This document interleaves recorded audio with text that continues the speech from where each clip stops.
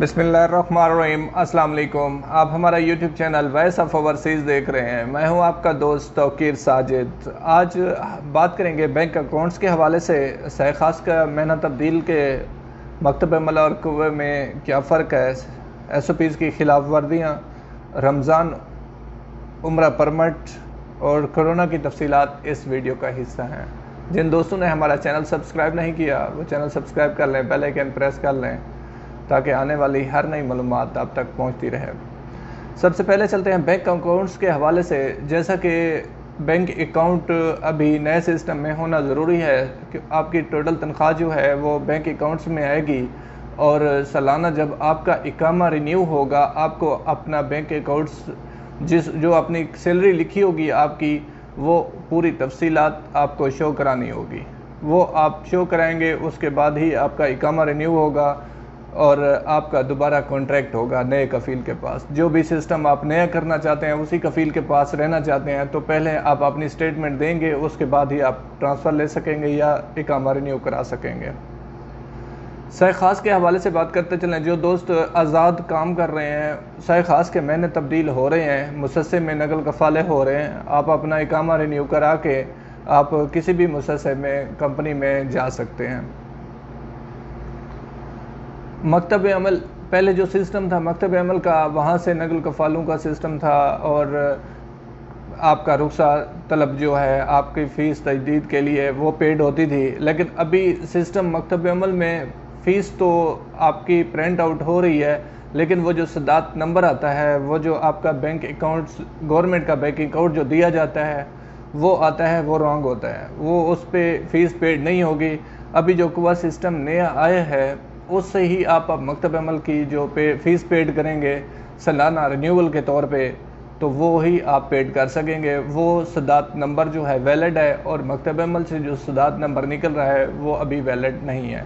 कुआ सिस्टम में जो है अभी कुछ वो आ रहे हैं, परेशानियां आ रही हैं क्योंकि नया सिस्टम है, अपडेट में मुश्किल आ रही है और इस पे ज़्यादा बोझ होने की वजह से इशू बन रहे हैं। कभी रिक्वेस्ट जा रही है और कभी नहीं जा रही, तो कुछ दिनों में ये रेगुलर हो जाएगा और इंशाल्लाह निज़ाम पहले जैसा हो जाएगा। SOPs की खिलाफ वर्दियों पर मज़ीद शॉपिंग मॉल्स जद्दा में और रियाज में बंद किए गए हैं।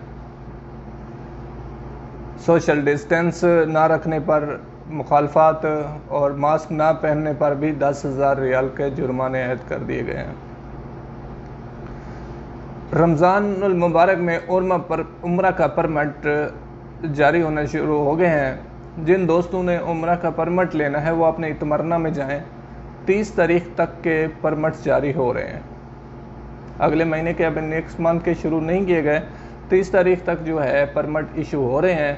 जिन दोस्तों ने वैक्सीन लगवाई हुई है वो किसी से हेल्प लेने की बजाय आप अपने इतमरना से या तवक्कल से खुद, ये मैं आपको दिखा रहा हूँ जो हाईलाइट हैं यानी डार्क आ रहे हैं, ये आपको अलाउ हैं डेट्स, बाकी डेट जो हैं वो बुक हो चुकी हैं।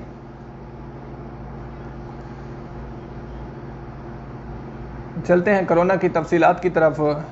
आज न्यू केसेस जो हैं 985 ज़्यादा केसेस हुए हैं और रिकवर जो हैं 661 हैं।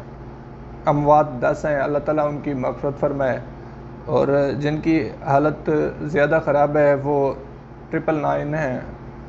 अल्लाह ताला जल्द उनको सेहतयाब करे, हम दुआ गो हैं।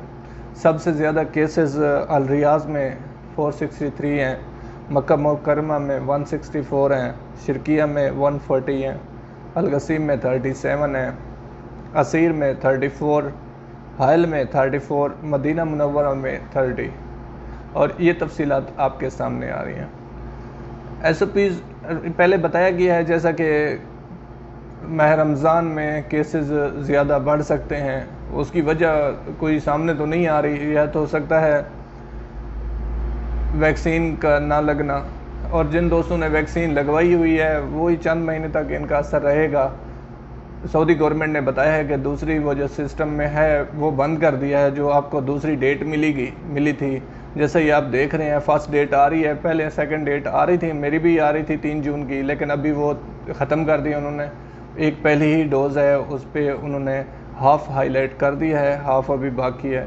پہلے یہ سارے سب کو ویکسین لگ جائے گی ایک دفعہ، تو دوسری تب ویکسین لگائی جائے گی۔ تمام تر دوست اپنا بہت سارا خیال رکھیے گا۔ اللہ نگہبان۔ السلام علیکم۔